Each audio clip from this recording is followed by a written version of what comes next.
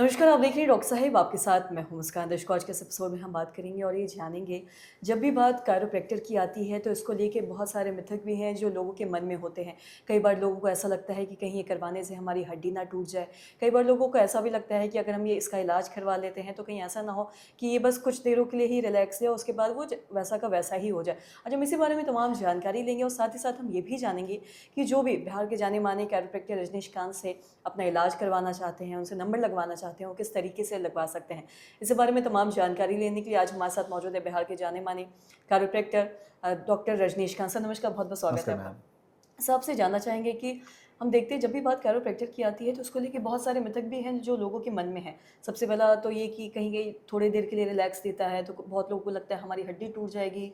तो बहुत लोगों को ये बहुत सारी इसको लेके चीज़ें मन में हैं जो आपसे मैं चाहूँगी कि आप इन सब चीज़ों को दूर करें और साथ ही ये भी बताएँ कि किस तरीके से लोग आपसे नंबर लगवा सकते हैं, अपना इलाज करवा सकते हैं। क्योंकि हम देखते हैं आप बिहारी नहीं, बाहर के भी देश भर के जाने-माने कायरोप्रैक्टर हैं, तो आप बाहर भी जाते रहते हैं, तो लोगों को नंबर लगाने में थोड़ी मुश्किल आती है, तो इस बारे में भी जानकारी दें।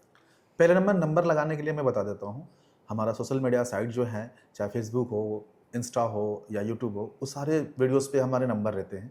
तो जो लीगल नंबर है, उस पे ही कॉन्टैक्ट करें, नहीं तो आपके साथ फर्जी भी हो सकता है, पैसे की ठगी भी हो सकता है और बहुत ईज़ी है। आप जब थोड़ा कॉल ट्राई करेंगे, नंबर लगेगा और आप आकर के ट्रीटमेंट ले सकते हैं। और जब बात रहा आपका एक क्वेश्चन कि बहुत से लोग डरते हैं कि हड्डियाँ नहीं टूट जाए। तो मैं एक सिंपल सी बात बताता हूँ, जो प्रैक्टिस नहीं करता हो, जो इस विधा के नॉलेज नहीं रखता हो, तो ज़रूरी है कि हड्डियाँ टूटेगी। अगर कोई सर्जन नहीं है, ऐसे ही अगर सर्जरी करेगा तो पेशेंट मरेगा ही। तो इसके लिए आपको पता करना है कि लीगल कौन है, कौन इसके बारे में पढ़ाई करके है, कौन इसके विद्या के बारे में जानता है, वहाँ ट्रीटमेंट लेंगे तो फ्रैक्चर बिल्कुल नहीं हो सकता है।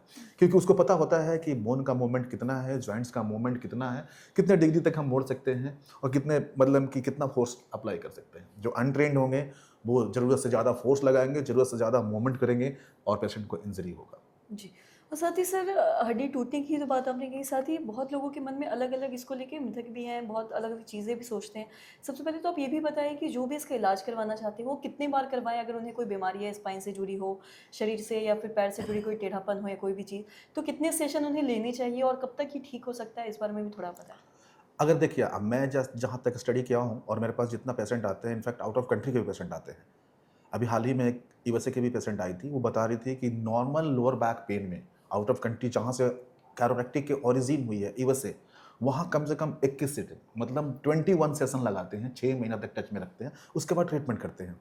लेकिन हमारे पास, मैं मानता हूँ, मेरी जो ट्रीटमेंट होती है वो कंटिन्यूअस 3 सेशंस का होता है, आज कल परसों। 3 सेशंस में हम लोग इसलिए देते हैं कि मसल्स जो होता है जस्ट लाइक रबड़ होता है। अगर हम लोग एक बार क्लिक स्ट्रेच करते हैं फिर वो अपने आकार में जाता है। जैसे उसको 2-3 बार स्ट्रेच कर देते हैं, मसल्स का लेंथ बढ़ जाता है और बोन की मोबिलिटी बढ़ जाती है। बोन के अराउंड जो मसल्स होता है उसकी मोबिलिटी बढ़ती है तो पेन गायब होता है। तो मिनिमम 3 सेशंस, बहुत सारे ऐसे केसेस हैं कि 1 सेशंस में ही हो जाते हैं, लेकिन मिनिमम 3 सेशंस हम लोग देते हैं। और फॉलोअप के लिए अगर पेन उनको रहा बॉडी में 1 महीने बाद, तो उनको एक बार फॉलोअप के लिए बुलाते हैं, 1-2 बार, मतलब बीमारी के ऊपर डिपेंड करता है कि सीवियरिटी कितनी है बीमारी की।